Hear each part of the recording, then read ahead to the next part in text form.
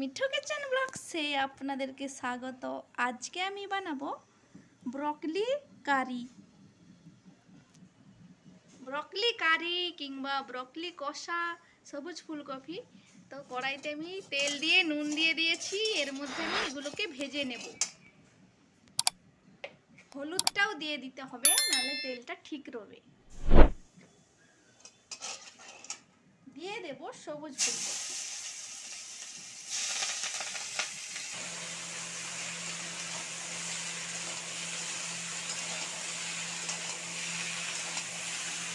আমি ব্রকলির ডাঁটা সেগুলোও দিয়ে দিয়েছি, কেন কি এগুলো নরম হয়। দেখুন,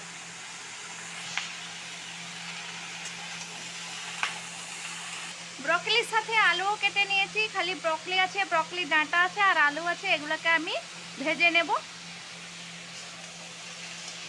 বন্ধুরা, আমাদের আজকে জল আসেনি, কি করব, এটাই বানাচ্ছি।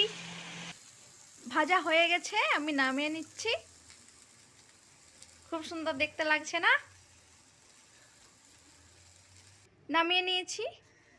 এবার কড়াইতে সর্ষে তেল দিয়ে দিয়েছি, দিয়ে দেব দুটো শুকনো লঙ্কা, একটা তেজপাতা, দিয়ে দেব 5 ফোড়ন, দিয়ে দেব পেঁয়াজ কুচি। পেঁয়াজটাকে লাল করে ভাজবো। দিয়ে দেব আদা রসুন জিরে বাটা।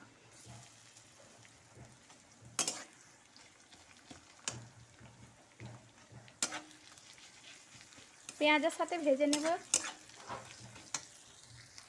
ভাজা হয়ে গেছে, এবার দিয়ে দেব টমেটো কুচি।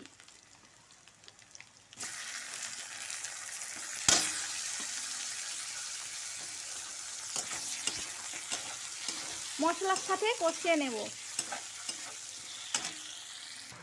টমেটোটাকে ভাজা হয়ে গেছে তেলের উপরে, দেখুন।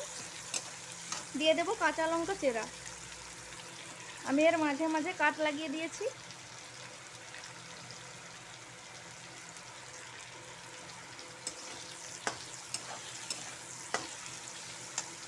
দিয়ে দেব লঙ্কা গুঁড়ো, দিয়ে দেব হলুদ গুঁড়ো, সামান্য চিনি। মশলাটাকে কষিয়ে নেব ভালো করে। দিয়ে দিচ্ছি নুন পরিমাণ মতো।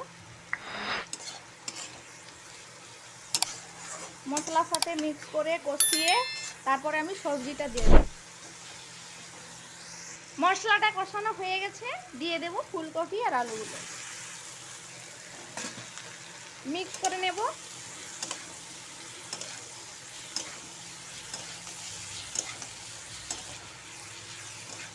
বন্ধুরা, আমার চ্যানেলে নতুন এলে প্রথমে সাবস্ক্রাইব করবেন, তারপরে রেসিপি ভালো লাগলে লাইক শেয়ার কমেন্ট করবেন।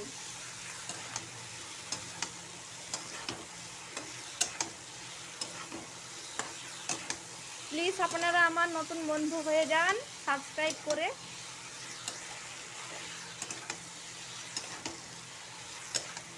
বন্ধুরা, এই সবজিটা আপনারা বাড়িতে বানিয়ে খাবেন। এখন তো ফুলকপির দাম কম, তো এই সবুজ ফুলকপিটা বানিয়ে খাবেন আপনারা বাড়িতে। সবসময় তো এমনি সাদা ফুলকপি খেয়ে থাকেন আপনারা, কিন্তু এতে বেশি প্রোটিন থাকে আর খেলে দিমাগের পক্ষে খুব ভালো।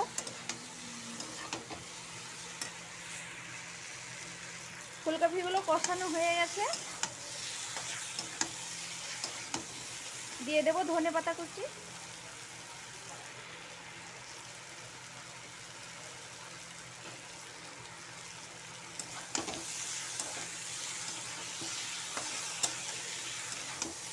কষিয়ে নেব।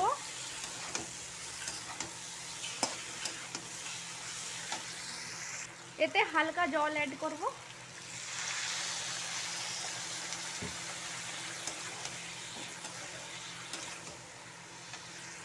জল দিয়ে দিয়েছি। এইবার একটা আমি থালা ঢাকনা দিয়ে 5-6 মিনিটের মতো রেখে দেব। ঢাকনাটা খুলে দেখে নিচ্ছি।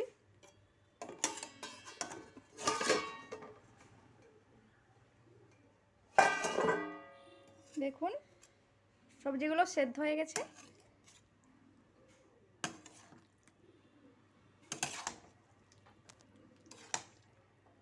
তো এভাবে বাড়িতে অবশ্যই বানাবেন, সবুজ ফুলকপির রেসিপি।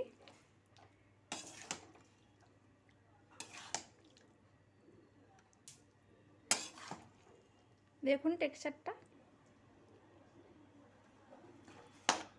তো আজকের মতো এই পর্যন্ত, আবার দেখা হবে পরবর্তী ভিডিওতে। ভালো থাকবেন, সুস্থ থাকবেন। নামিয়ে নিয়েছি।